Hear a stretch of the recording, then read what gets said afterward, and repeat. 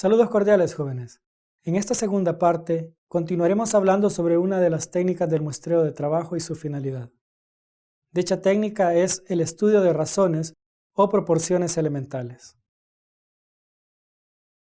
¿Cuál es el procedimiento para un estudio de razones elementales?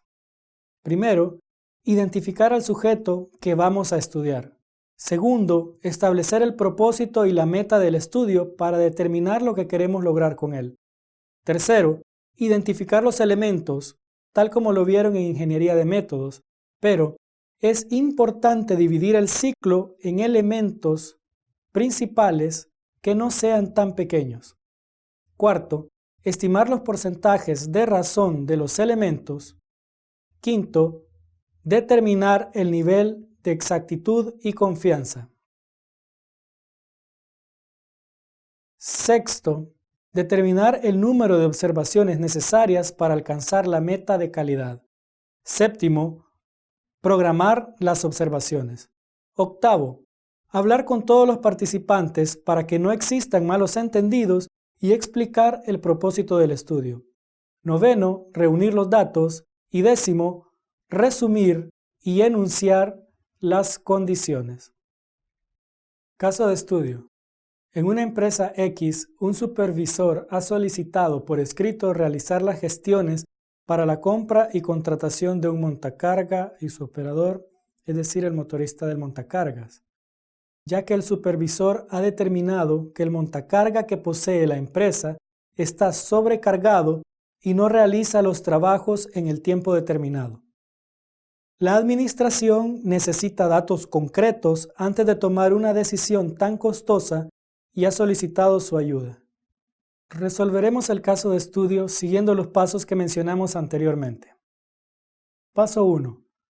El sujeto es un montacargas, el cual aseguran que está sobrecargado y no realiza su trabajo en el tiempo idóneo.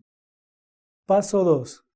La meta debe ser determinar qué tan ocupado están el conductor y el montacargas en cuestión, ya que esto es lo que necesita saber la administración. Por lo tanto, es necesario que observemos cómo el montacargas y su conductor ocupan el día. Paso 3.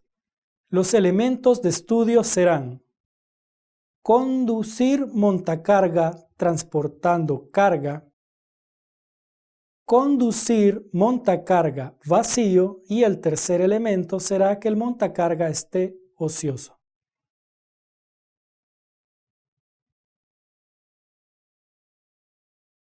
Paso 4. La estimación de los porcentajes de los elementos.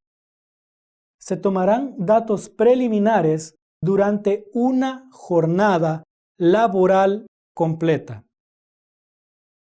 Estos valores se obtendrán de la siguiente forma.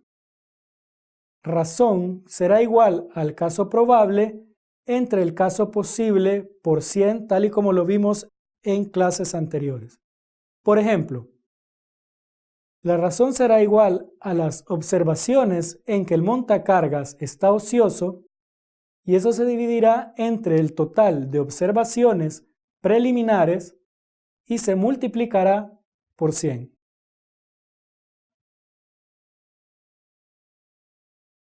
Las razones que se obtuvieron en el día que se tomaron los datos preliminares de los tres elementos fueron: para el primer elemento, conducir montacarga transportando carga, en el total de observaciones que se hicieron se notó que el 45% de las veces el montacargas iba cargado.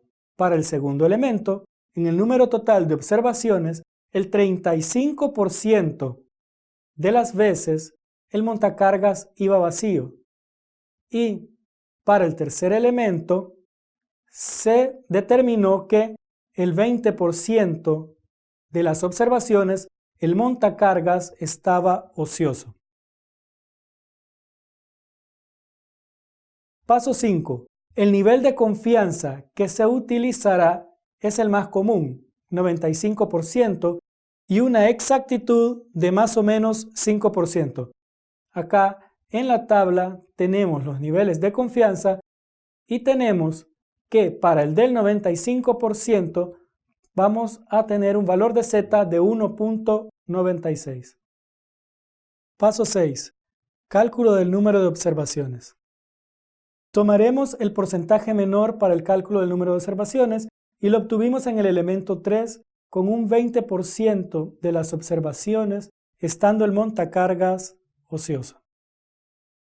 Para el cálculo del número de observaciones utilizaremos la ecuación de n igual a z cuadrado por la probabilidad de que el evento que nosotros deseamos ocurra por q sobre s cuadrado, o 1 menos p, en donde z es el intervalo de confianza que ya habíamos definido del 95% igual a 1.96, s será el error estándar de la proporción que normalmente se utiliza el 4%, el porcentaje del evento deseado es el 20% y n será el número de observaciones que nosotros estamos calculando. Sustituyendo todos los valores en la ecuación nos da un total de 384.16 observaciones. Debido a que el resultado del número de observaciones es 384.16, se aproxima a 385 observaciones. El número 385 parece abrumador, pero si tomamos en cuenta los factores de recorrido de la observación, este se calculará tomando en cuenta el tiempo que le llevará al analista llegar al punto de observación, tomar los datos y registrarlo a sus labores. Se recomienda que este recorrido por todos los puntos a observar no exceda los 10 minutos. Paso 7. Programación de observaciones aleatorias. Si al observador le tomara 5 minutos cada ronda, podría hacer 20 observaciones en un día, para lo cual solo le tomaría 100 minutos de sus labores diarias, tardándose un aproximado de 16 días hábiles con jornada completa para efectuar la recolección de los datos. Es importante recordar que los días que se utilizarán para la toma de las observaciones deben de ser jornadas completas. Si por X o Y motivo la jornada fuera incompleta, ese día debe de desecharse de observaciones. Paso 8. Hablar con los participantes. Se hablará con los participantes que se realizará un muestreo de trabajo. Paso 9. Reunir datos. Se reunirán los datos de cada jornada completa en condiciones normales. Utilizaremos este formato para el ejemplo, pero los formatos no están escritos en piedra y estos pueden variar de analista en analista o de empresa en empresa. Por ejemplo, para el primer día, en la primera observación, el analista vio que el montacargas iba cargado. En la segunda observación, el montacargas estaba ocioso. En la tercera, el montacargas iba vacío. En la cuarta, el montacargas iba cargado. Y de esa manera se continuarán anotando las observaciones. Para la quinta y sexta observación, el montacargas iba cargado. Y así sucesivamente. Al finalizar la jornada, se anotarán el total de veces del elemento 1, el total de veces que observamos el elemento 2 y el total de veces que observamos el elemento 3. Como les dije, esto se hará diariamente.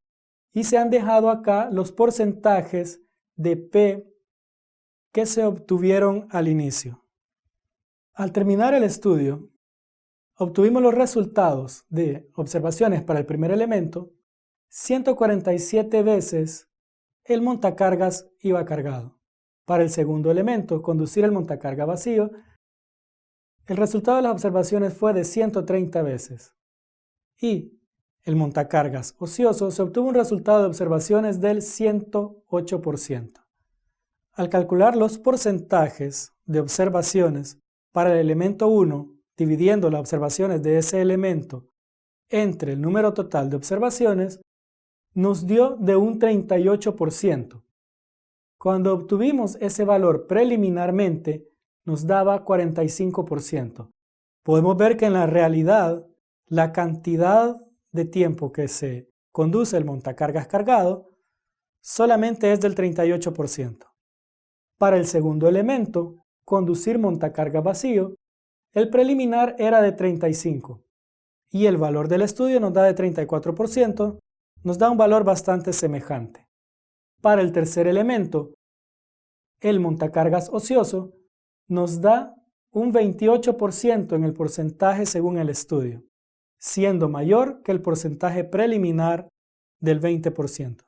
Podemos observar que los dos elementos improductivos, tanto el montacargas vacío como el montacargas ocioso, son mucho mayores que el elemento productivo, que es el montacargas transportando carga. Al observar los resultados obtenidos, podemos ver que no es necesario contratar un nuevo conductor, ni se debe comprar un nuevo montacargas.